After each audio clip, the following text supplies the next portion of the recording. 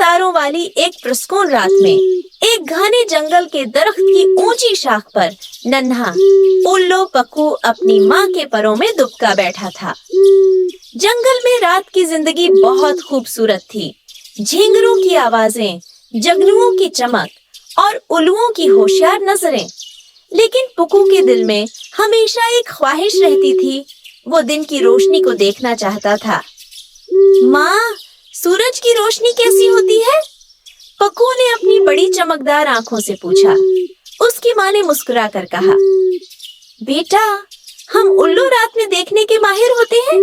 दिन की रोशनी बहुत तेज होती है, हमारी आंखों के लिए मुनासिब नहीं। लेकिन पुक्कू की तजस्सुस भरी तबीयत को ये जवाब कबूल न था। उसने फैसला किया कि वो खुद सूरज की रोशनी देखेगा, चाहे जो भी हो। अगली सुबह जब सूरज की पहली किरणें दरख्तों की चोटियों को छूने लगे, पक्कू ने अपनी माँ के परों से निकलकर आंखें मूंदते हुए नीचे झांका। रोशनी इतनी तेज थी कि उसकी आंखें चंधिया गईं, मगर वो पीछे हटने वाला नहीं था। वो धीरे धीरे अपनी शाख से उड़ा और दरख्तों के झुंड से निकलकर जंगल की जमीन पर आ गिरा। ये दुनिया तो बिल्कुल बदली हुई लगती है, पक्कू ने हैरत से कहा। हर चीज रोशन और रंगीन थी। पीले, नीले और सरख रंग के परिंदे चहचहाते फिर रहे थे। तितलियां हवा में नाच रही थीं और खरगोश सरसब्ज घास में खेल रहे थे। पक्कू ने परजोश होकर एक खूबसूरत सब्ज तोते से पूछा, क्या तुम भी रात में जागते हो?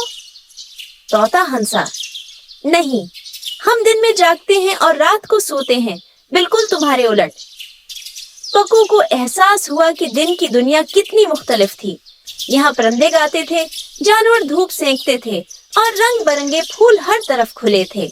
लेकिन जल्द ही उसने कुछ अजीब महसूस किया। उसकी आंखें थकने लगी और वो खुद को बहुत सुस्त महसूस करने लगा। शायद माँ ठीक कह रही थी, पक्कू ने सोचा, लेकिन अब देर हो चुकी थी। सूरज की रोशनी में वो कुछ भी साफ नहीं देख पा रहा था और उसे रास्ता याद नहीं आ रहा था। जंगल का दिन का मंजर रात से बहुत मुख्तलिफ था। वो घबराकर इधर उधर देखने लगा, मगर हर चीज धुंधली लग रही थी। मुझे अपनी माँ के पास वापस जाना है, पक्कू ने घबरा कर सोचा। उसी वक्त एक नरम सी आवाज आई, क्या तुम्हें मदद चाहिए? पक्कू ने पलट कर देखा तो एक मेहरबान कछुआ वहाँ खड़ा था। हाँ, मैं रास्ता भूल गया हूँ, पक्कू ने रूहान सा होकर कहा। कछुआ मुस्कुराया, फिक्र न करो, मैं तुम्हें वापस ले चलता हूँ। मैंने रात को तुम्हारे दरख्त के करीब जगनू देखे थे, शायद वो तुम्हारे घर के करीब हूँ। पक्कू को कछुआ बहुत समझदार लगा। वो कछुए के साथ चल पड़ा। रास्ते में उसने देखा कि कछुआ दिन के वक्त बहुत सुस्त चलता है, लेकिन वो हर चीज को गौर से देखता और समझता है। तुम इतने आहिस्ता क्यों चलते हो? पक्कू ने हैरानी से पूछा। कछुआ मुस्कुराया, क्योंकि मैं हर चीज को गहराई से समझता हूँ। तेजी में अक्सर हम चीजों को देख नहीं पाते।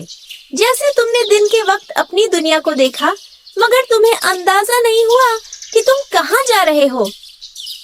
पक्कू को महसूस हुआ कि कछुए की बात में सच्चाई है। शाम होने लगी और सूरज गुरूब होने के करीब था। जैसे ही आखिरी किरणें मध्यम होने लगे, पक्कू की आंखों को आराम महसूस होने लगा।